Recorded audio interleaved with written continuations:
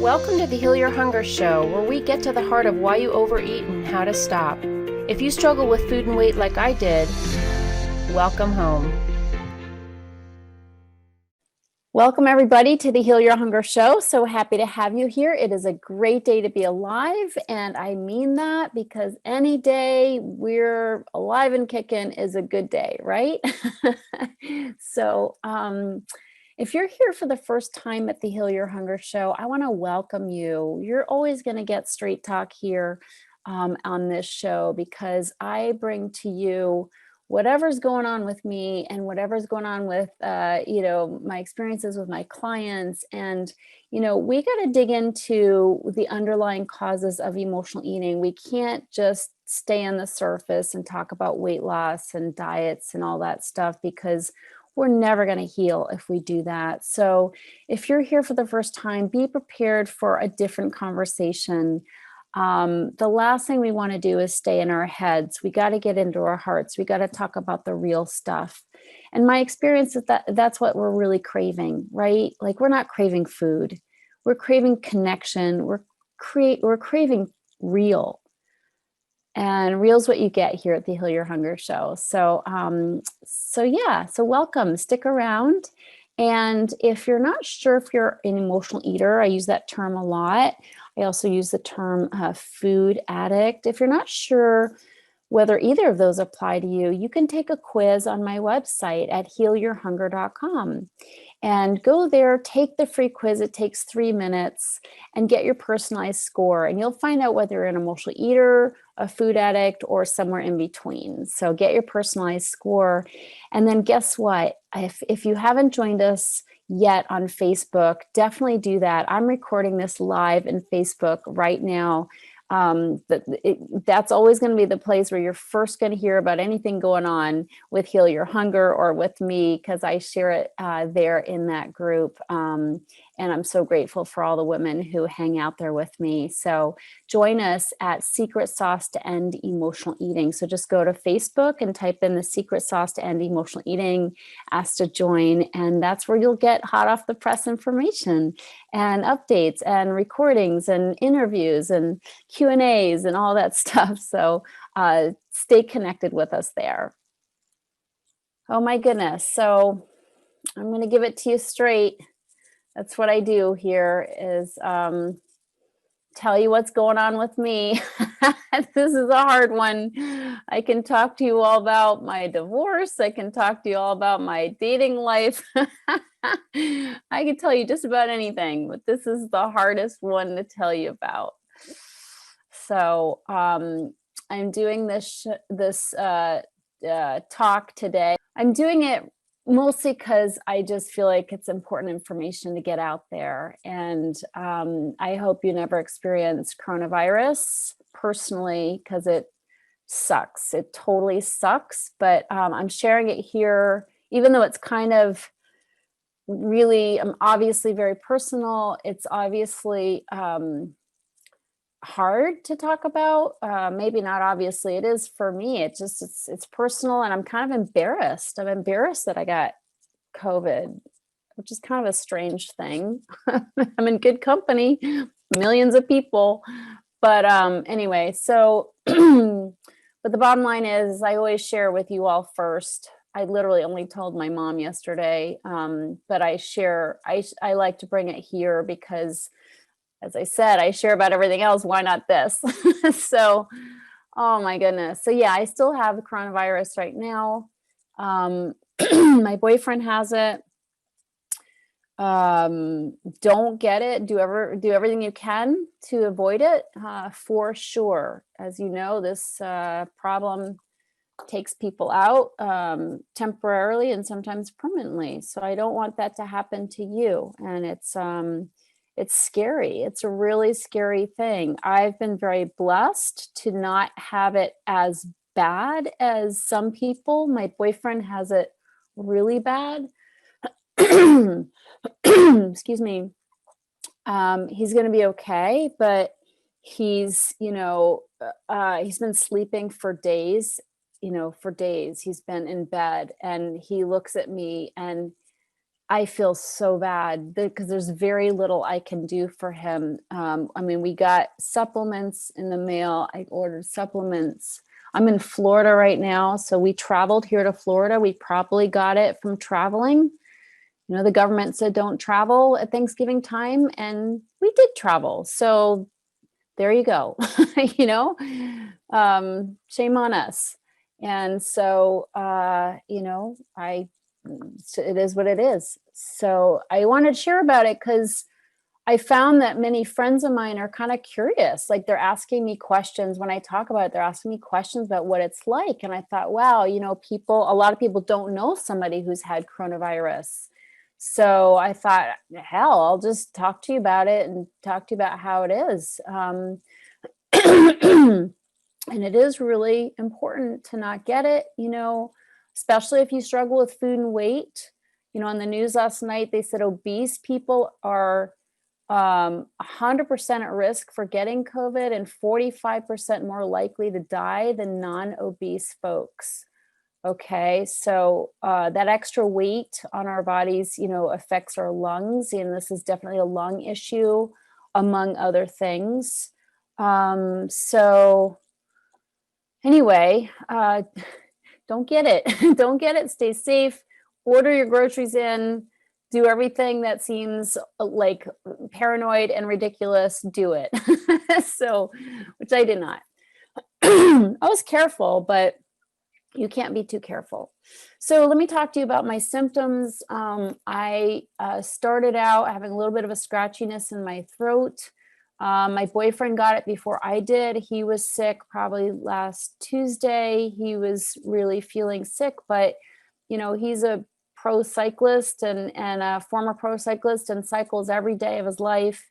He was out on his bike all week long. I was out there with him. No idea we had COVID. So he was okay, you know, a little under the weather, but okay. I started getting a scratchy throat last Friday.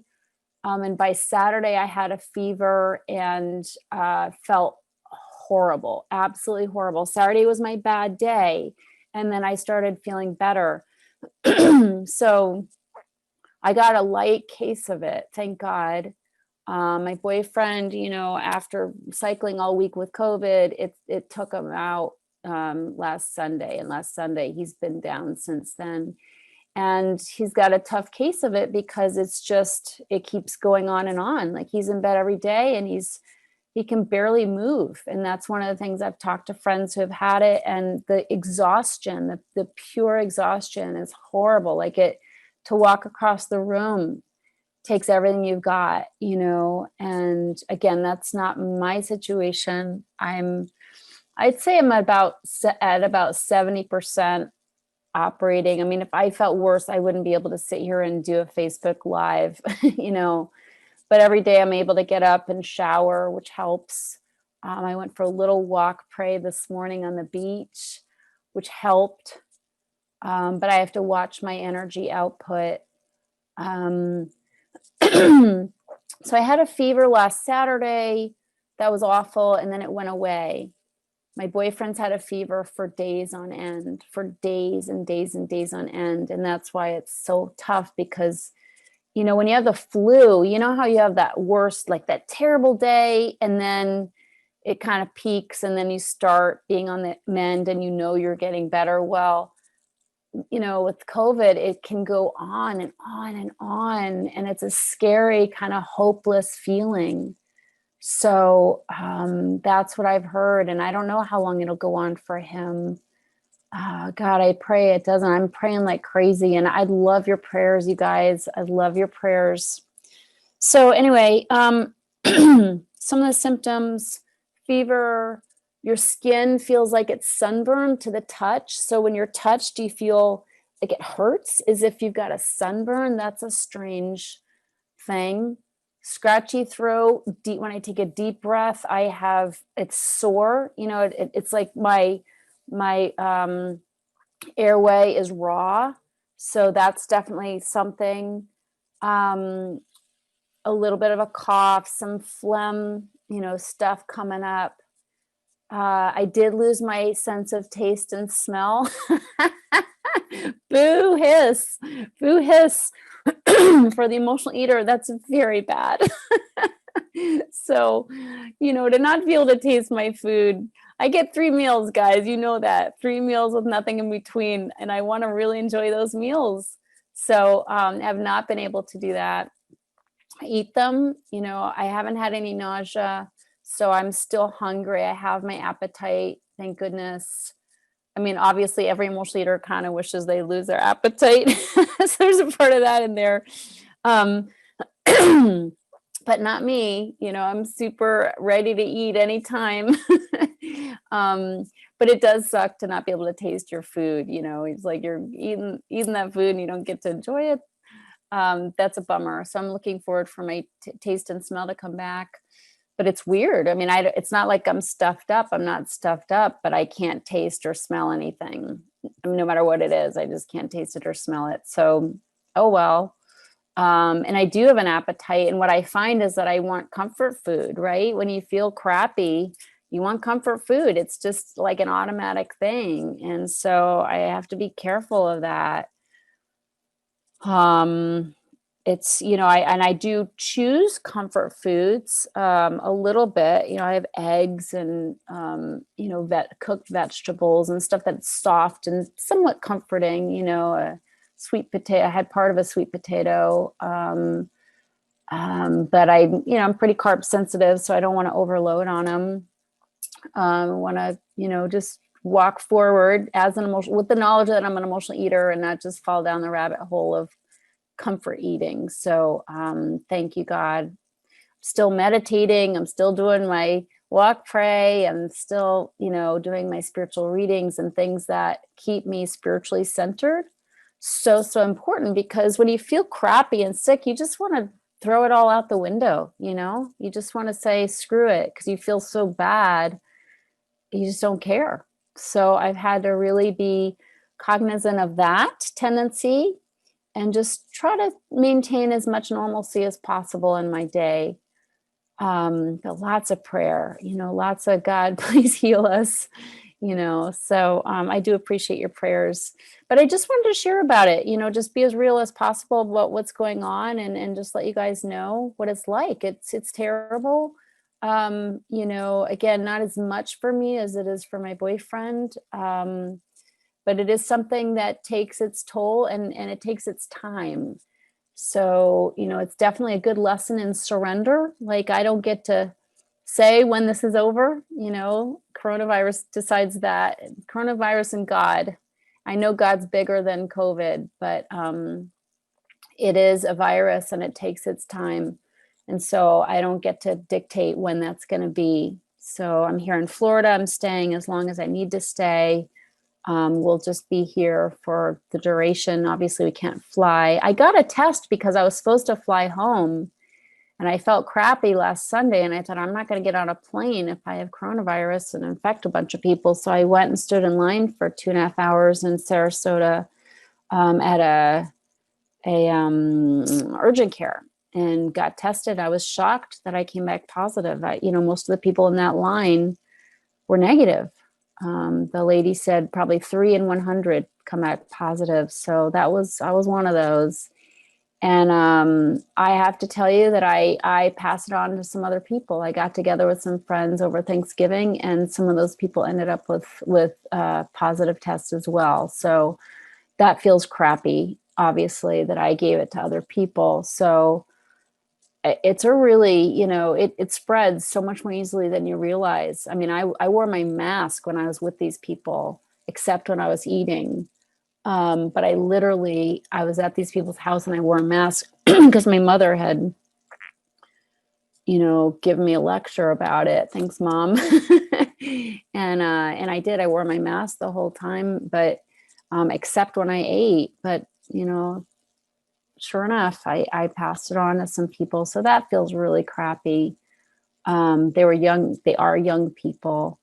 So anyway, it's a tough thing, feels crappy. Don't get it.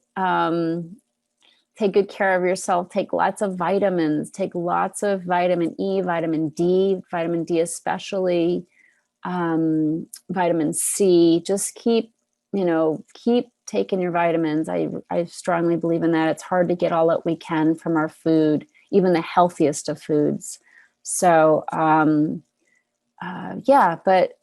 day at a time, moving through it and learning some lessons from it as well.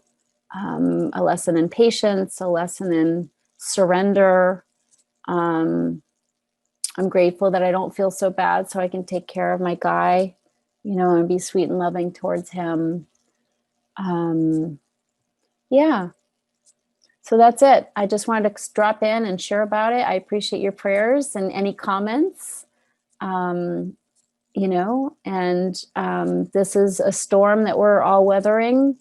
If you've lost somebody to COVID, somebody died from it, I am so sorry. I'm so sorry. And I'm so sorry for the people who had to quarantine, there's a lot of that, so I can't imagine being alone with this, because it's so painful and so hard to go through, but let alone, to go through it alone would be even harder. So anyway, love you guys so much. Thanks for your prayers. And I'm going to do another show and have some of my friends who are doctors come on and talk about what you can do to protect yourself, because I'm not a doctor, and I want you to have that information. So love you so much. Please comment below. I love to, feel your comfort and your love. Definitely. So I already see some comments right there. So love you guys. Be well. Be extra well, okay? And be safe. Love you. If you enjoyed this podcast and want to get free support, insider health info, exclusive invites to events, and more, visit healyourhunger.com.